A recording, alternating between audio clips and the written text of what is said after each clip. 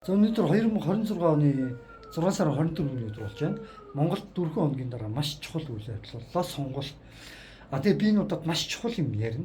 Юу юм гэхээр манай Монголд байгаа ихэнх нөхцөлсөрөө тэнгэр телевизээр гарч байгаа одоо тэр мэтгэлцэн ч гэдэг юм уу та аль кандидат шоу ч гэдэг юм ямар нэгэн үзээр сонголтоо маш зөв хийгээр үзэж хэн бэ гэдгийг сайн таниараа гэж цацж байна зарим нэг.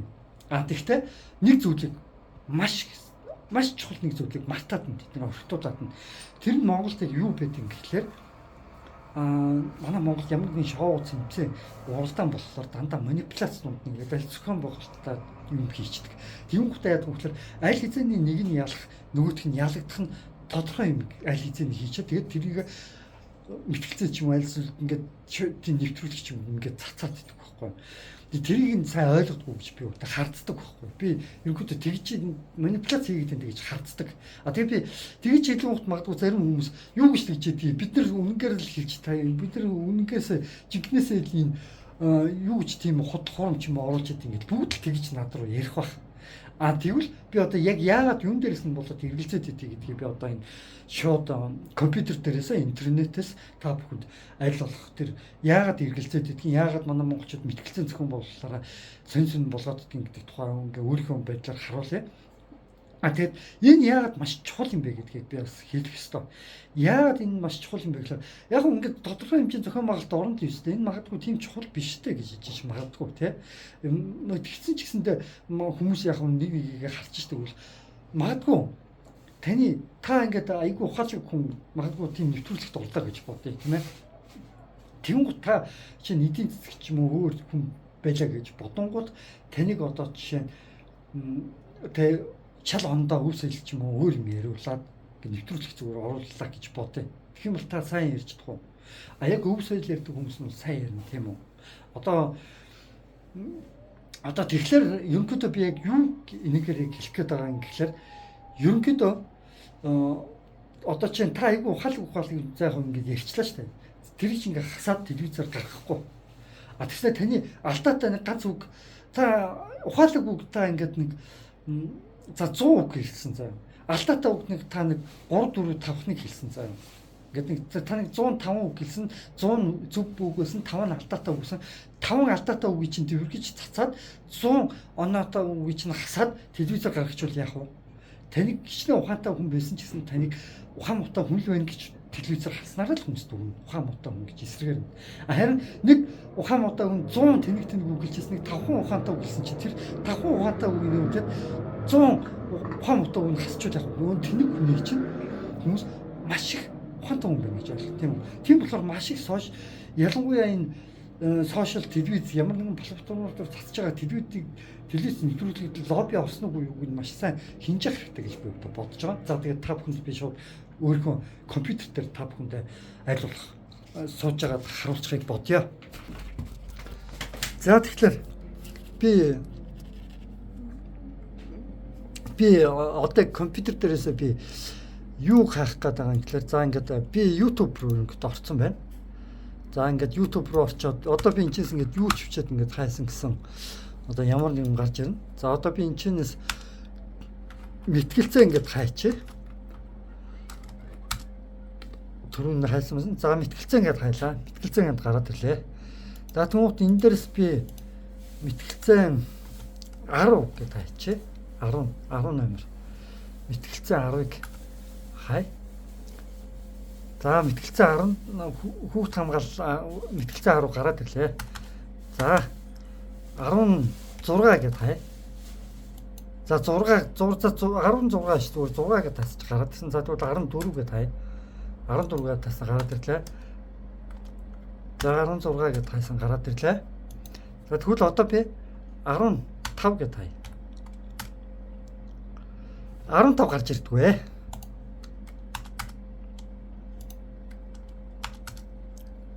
Мэтгэлцээ 15 хайчих ба. За 16 гараад ирж байгаа. За 15 хайчих ба. За 14 гарч ирсэн. За 14 гарч ирсэн. За 15 нь хайчих ба. За юу хэлэх гээд байгаа юм гэхээр тэнгэр телевизээс би юмд асуух гэж байгаа. мэтгэлцээ 15 нь хайчсан бэ. Ямар нэгэн лобби орчихоогүй юу? Ямар нэгэн манипуляц орцсон уу? Яач вэ? Яагаад алгуулчихваа? За тэгэхээр би одоо 15-ыг хайж үзсэн. Энэс би одоо ингэж хайж үзэж байгаа шүү дээ. Мэтгэлцээ 15-ыг яагаад алгуулчихваа гэдэг ингэж. Мэтгэлцээ 15-ыг хаяагаад ингэж Тэнгэр телевиз дээрээс энэ 22-нд постыг нь харлаа. Мэтгэлцээ 15 дахь дугаарын сэдвээ оролцогчдыг танилцуулж байна. Өв соёл бодлого ба даяаршил гэсэн ийм оролцогчдтой ийм нэвтрүүлэг болжээ. 15 дахь мэтгэлцээ нь өв соёлын бодлого ба даяаршил ба ондоошлол гэсэн ийм мэтгэлцээ болжээ. Би Facebook-ээс хайж байгаа шүү дээ. Facebookээс хайгаад олдохгүй. За Facebook-ээс ийм хүмүүс оржээ. За тэгээд Төмөр Түшин Баярхуу доктор өөрийнхөө ярьсан яриаг 15 минутын ярьсан яриаг ингээ Facebook дээр оруулсан байгаа байхгүй. Зөвхөн өөрийнхөө ярьсан яриаг оруулсан байгаа. Бусдын эрхийг хүндэлсэн юм уу яасан бусдыг оруулаагүй юм шиг. Хуулиа бол яг шахаж мөрдүүлэх. Төмөр Түшин Баярхуу ахыг тодорхой хэмжээнд яг бас үнэлж байгаа бас жоохон дэмжиж байгаа хүмүүсийн тоонд орох бах. Яг гэх юм бол бас тодорхой хэмжээнд яг Монголоо гэсэн сэтгэлтэй юм бол ярьж байгаа. Тийм болохоор би бол тодорхой хэмжээнд бол дэмждэг. Манай Монголын бас нэлээд эдэлэх артам бас дэмжиж байгаа байх гэж би одоо бодож байгаа. Тийм болохоор би дэмжиж байгаа хүнийхээ ерөнхийдөө мэтгэлцээнийг үзэх гэсэн чинь гарч ирэхгүй. Тэнгэр телевиз дээр мэтгэлцээ 15-аас бусд нь гарч ирээд байна. Тэнгэр телевизээ. Тийм үү. За тэгэхээр би ингээд Тэнгэр телевизээс ингээд хайсан олсон. Тэгээд дараад нь би энэ Дулмын Бум Очор гэдэг хүнийг би зүгээр энийг та нарыг манипуляц орсон ч юм уу яагаад тэр нь ингэсэн ингээд гайхаж магадгүй. Тэгвэл би одоо Бум Очор гэдэг хүн бол ерөнхийдөө Дулмын Бум Очор гэдэг хүн бол яалтчгүй цэвэр зүсний монгол хүн. Ер нь бол монгол хүн гэдэг нь бол мэдэгддэг. Гэхдээ хамгийн харамсалтай нь ардын намаас нэр дэвшээд ах шиг байна. Ардын намд бол манай монголчууд бол сүүлийн хэдэн жилийн хугацаанд бол асар их дургуун хүрсэн. Тийм ээ. Харамсалтай нь ардын намаас нэр дэвшиж байгаа нь жоох харамсалтай. Гэхдээ монгол хүний хувьд бол монгол хүн бас нэр дэвшиж байгаа нь бас их юм. Би ер нь бол муулах гээгүй. Гэхдээ яг ардын намаас дэвшиж байгаа нь жоохон эвгүй болчлоо гэж өөртөө харж байна. Өөр намаас дэвшсэн бол би энэ хүнийг 100% дэмжих байлаа гэж. За тэгэхээр гол нь одоо энэ байна. Би одоо яг харуулъя л да. Энэ багш гэх одоо угаасаа юу ярьдаг байгаа? Дандаа өв соёл ярьдаг байгаа. Тэгээд энэ ардын нам нь яг юутайгаа холбогдож байна гэхэлэр одоо Тэнгэр телевиз байгаа шүү дээ. Одоо Тэнгэр телевиз зохион байгуулахдаа энэ дунд одоо өв соёлыг бодлогыг ба даяаршил ер нь өв соёлын тухай ер нь хамгийн их ярьдаг хүн яг хэн бэ? Хамгийн их ярьж зургатаар од болж гарч ирсэн хүн энэ шүү дээ, ганцхан энэ хүн. Ардын намаас дэвшиж байгаа. Тийм үү? Тэгэхээр би ерөнхийдөө яг юу гэж харах гээд хардаад байгаа юм гэхэлэр гол нь энэ хүнийг кандидат шоуг би энэ ардын намд зориулаад ардын намаас элсэж байгаа энэ ардын намаас элсэж байгаа энэ хүнд зориулж албаар ийм нэвтрүүлэгт яг ингэж манипуляц хийж оруулж гинүү гэж удаа тодорхой хэмжээж жоохон хардсан байхгүй юу? Бас хардж байгаа тодорхой хэмжээнд. Гэхдээ ерөнхийдөө бол өөр яг өв соёлыг бол хамгийн сайнаараа бол ярьчих юм бол байхгүй бах тийм үү? Яг өв соёлыг бол яг бүгдээрээ л тодорхой хэмжээнд бол өв соёлын өөр өөрсдийн гэсэн ойлголтоо өөр өөрсдийн гэсэн ухтгуунтай бас тодорхой хэмжээнд мэдлэгтэй өнгөрөх. Гэхдээ яг нарийн ширийн юм ярих юм бол арай илүү ярьчих юм бол энэ Бум Очор ах уу. Тэгээд мэдээж хэрэг энэ яриан тэгээд би яг яагаад устж байгаа гэдээ би бат ингээд тэгээд би одоо та бүхэнд харуулъя л да одоо Бум Очор гэдэг энэ хүний хаягнаас орууллаа. За YouTube дээр тавьсан бичлэг байна. Энэ одоо YouTube гэж байгаа та бүхэн харах юм бол YouTube дээр тавьсан бичлэгээ нэг өдрийн өмнө постлсон байна. За тэгэхээр одоо энэ хэд шууд энэ даяаршлын ондоочлогийг одоо би бичлэгтэн дарангуут шууд орох хэрэгтэй. On hour level гинэ. Яасан гэсэн чинь видео приват гинэ. Нууцлсан зөвхөн хувийн бодгоод нууцлж гинэ. Зөвхөн өөрөөснөө л үзнэ. Өөр хүмүүс үзэж чадахгүй болоод нууцлчихжээ. Энэ юг. Энэ бичлэгийг. Тэгээд яагаад бусад бичлэгнүүд нь байгаа нэ 15-ыг нууцлчихсан юм бэ гэд би бас гайхаад байна. Тэгээд энэ бичлэгний дагуу би ахаад бас жоохон хайсан чинь юу гарсан гэж Тэнгэр телевизээс ондоош бод аяс мэтгэлцээний тойм болгоод оруулчихжээ. Тойм нь 18 минут. 18 минут. Тэгвэл мэтгэлцээ нэг яг хэдэн минут байдгийг одоо би харъя. Мэтгэлцээ нь энэ мэтгэлцээ цаг 37 минут. Энэ цаг 54 минут. Энэ цаг 54 минут. Энэ эмэгтэйчүүдх нь бүр 2 цаг байна. Юу яах гэж байгаа гэхээр 2 цагийн дунджаар 2 цагийн мэтгэлцээ байгаас энийг нэг 18 минут 20 минут хүрэхгүйгүй ихтэй бичлэг болгоод нэг охиноор энэ охин Монгол хүн болго монголч одоо энэ охин л тойм болох энэ охиныг тойм болгоод оруулаадах гээд хин нэгэн дарган тушаал болгосон юм уу аль эсвэл яг яасан байгаа би сайн мэдэхгүй байна. Энэ охин яагаад бусад бичлэгнүүдийг нь одоо хаагаагүй гэрнээ ганц энэ бичлэгийг хаангуудаа тойм болгоод оруулж байгаа. Ярьж байгаа. Энэ монгол хүн өөрийнхөө өв соёлыг ер нь юу гэж хардаг байх юм бэ? гэж би гайхаад байгаа. Энэ боловсролын тал дээр бол илүү анхаарах хэрэгтэй. Өнөөдөр Монгол бичиг гэж байна. Хамгийн өндөр боловсролтой хүнийг бол би хөдөө нүүдлийн соёлоо үүрээд явж байгаа малчин хүнийг гэж боддог. Задлыг бас үзэгчдээс буюу олон нийтээс ирсэн бичгийг төрийн албан агчид маань өөрөө монгол бичгийг ашигладаг болох ч байгаа. Тэгэхээр энд бид нэр бэлэн үү гэсэн ийм асуулт байсан. Тэгэхээр энэ асуудал дээр ч гэсэндээ ер нь зөвхөн төрийн албан агч нар судлаад төрийн албан агч нар маань монгол бичгийг мэддэг байх юм уу? Эсвэл монгол хүн бүрийн монгол бичгийг мэддэг байх юм уу? Кирилл бичгийг хэрэглэхээ болох юм уу гэх мэтчлэн энэ олон бас асуултууд бол тодорхойгүй хിവэр үлдсэн. Эсвэл бид нар кирилл бичгийг авч үлдээд монгол бичгийг яг соёлын хэмжээнд төрийн дээд одоо уулзалтуудын төрийн яг энэ ярианууд бол маш чухал яриа. Энэ охины одоо дөнгөж сая ярьж байгаа ярианууд маш чухал яриа болж хувирж байгаа. Юу юм гэхээр монгол бичиг. Миний хардж байгаагаар энэ монгол бичгийн ярианаас болоод энэ видеог энэ мэтгэлцээнийг ингэж би өөртөө хардж байгаа. Тэгээд би одоо саяны охин хэлж штэ тийм ээ монгол бичгийг нэг бол заавалжгүй төрийн хэл болох юм уу гэдэг ингээд манипуляцлж ингэж хэлээд байгааз цааталт нь удирдах тэгхэм энэ дээр шийдвэрт хүрсэнгүйгээд яагаад шийдвэрт хүрэхгүй нь ойлгомжтой байхгүй юу. Би энэ тухай би 2 дахь бичлэг би бүр монгол бичиг гэж хагаад би дахин нэг бичлэг хийж би оруулна тусдаа. Тэгэхээр та бүхэн энэний үргэлжлэл 2 дахь бичлэгийн заавалж үзээрэй зөв. Тэрэн дээр энэ бичлэгийг би яагаад тусдсан тухай хардж байгаа би бичлэгээ би оруулна.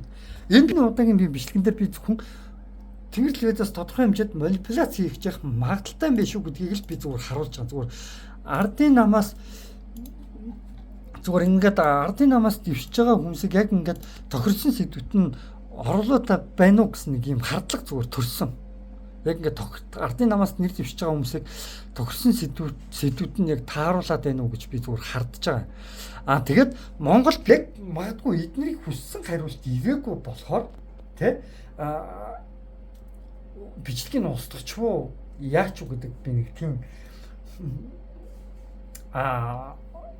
асуултыг би тавьж байгаа. Тэгээд энэ дээр одоогийн энэ охины зүгээр энэ тойм гэдэг байгаа шүү дээ. Одоо энэ тойм гэдэг бичлэг оруулсан байгаа шүү дээ.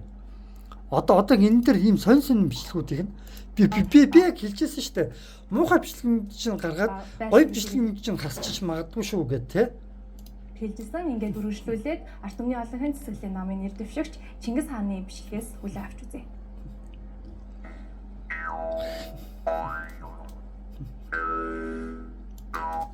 Тэр мэдгүй одоо яг үнийг хэлэхэд Чингис хаан залуу би яг Монгол залуу гэдэг юм бас мэдж байгаа. Бас Монголоо гэсэн сэтгэл зүрхтэй гэдэг юм мэдж байгаа. Тэгвэл яг үнийхтэй бас тийм ухаалаг бол биш гэж би удаа дүгндэг байгаа. Бас ерөнхийдөө жоохон юм унших хэрэгтэй гэж би бодож байгаа. ерөнхийдөө хамгийн гол нь дэндүү гинэн байна гэж би одоо бодож байгаа гэдгийг би бол хэлмээр байна. Тэгээд ерөнхийдөө одоо юу гэдгийг заавч нэг хамаагаар ингэж байгаа юм оруулаад тэгээ бусад бичлэгнүүдийг нь хасаал ер нь яг яач үг гэхээр Монгол бичгийг бол хасчлаа гэж би одоо хардж байна. Тэгээд би одоо Тэнгэр телевизээс би ерөнхийдөө нэг л асуулт асууж байгаа.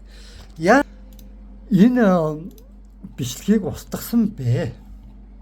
Тийм ээ. Яагаад энэ 15 дахь мэтгэлцээнийг ингэж хувийн болгож өөрчилсөн бэ? Ингэж зөвхөн өөрснөө хардаг болгож өөрчилсөн бэ? Хэрвээ Төмөр Түвшин Баярхүү ах өөрийнхөө бичлэгийг цаг алдалгүй хуулж аваагүй бол Төмөр Түвшин Баярхүү ахыг энэ нэвтрүүлэг оролцоод яг юу хэлсэн үгийг би одоо чи гүйцэд үзэж чадахгүй байх нь байна. Өөр хүмүүс гүйцэд үзэж чадахгүй байх нь байна, тийм ээ. Яагаад ингэж байгаа юм гэдэгт би хариулт хийж байгаа. Тэгтээ харамсалтай нь надад бол яг Тэнгэр телевиз бол би хариулт нь гэж би бодохгүй байна. Ихэнх одоо том телевиз одоо том сошиал платформуд байгаа шүү дээ. Том одоо радио, том платформуд ихэнх нь яад юм гэхлээр аюу их зантай хувьд бол багт бол хариулт өгөхгүй. Тэгээд дээрэс нь тоохчгүй. Тэгээд жоохон олон нийтэд газар авбал тоо. Газар авахгүй бол тоохчгүй, хариулахчгүй. Тэгээд дээрэс нь юу яахчгүй, юу гэдгүүлээ. Мэд өөрснөө хэрвээ олоод мэдчихэж шүү дээ. Тэгэхээр хамгийн түрүүд хариулахаас өмнө нөгөө нэг трол багуудаараа нөгөө хаагч багуудаараа миний хаяг руу дайруулж нь юу яадаг вэ? Юу лээ? Хариулахаас илүү хаяг устгуулах гэж оролцдог байхгүй. Ихэнх юунууд чинь устгуулах гэж оролцдог. Тэгэд сүүлийн үед бас дэндүү тийм юу болоод байгаа. Шинжлэх ухаан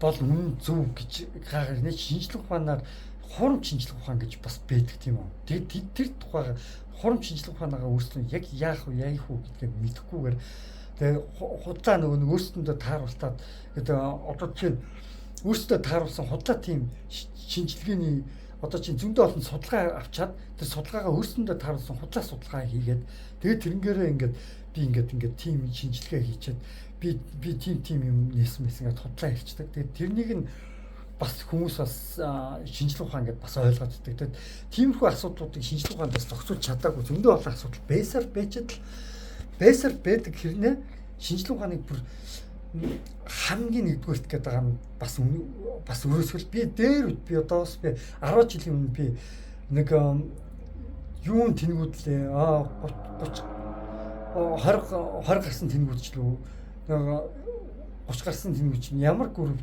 альс нь ямар найзуудчлээ тийм нэг группээр би зүгээр одоос нэг 4 5 биш ээ нэг 7 8 жилийн өмнө юм байна. 7-8 жилийн өмнө пилотыг шинжлэх ухаанчдыг дэмжих хэрэгтэй. Ер нь бол улсын сурвалж шинжлэх ухаанчд байдаг. Энэ шинжлэх ухаан техник цэцлэгийг хөгжүүлж Монгол улс хөгжинэ гэд би дээр үд ярьжсэн. Тэрнийг л одоо зүгээр нэг шинжлэх ухаан гэж бүгдээрээ ингээл нэг одоо нэг ухаан орсон юм шиг бүгдээрээ ингээл яриад байгаа. Тэгээ хамгийн гол нь би яг юу гэж хэлэх гээд байгаа юм гэхээр шинжлэх ухааныг яриад мэдээч улс хөгжүүлнэ. Тэрийг зүгээр ингээ ярих хэрэгтэй болохоос бүр тийм амар нэг шашин шиг болох гээд зүтгээд байгаа нь бас надад бас таалагдахгүй байгаа гэдгийг би бас хэлэх хэрэгтэй байх гэж би одоо дотроос бодож байна. Тэгээд дээрэс нь торол хаягуудыг хүмүүс бас сайн мэддэггүй юм билээ. Торол хаягуудын бас дараад нь 3 дахь удаагийн бичлэгэн дээр оруулна.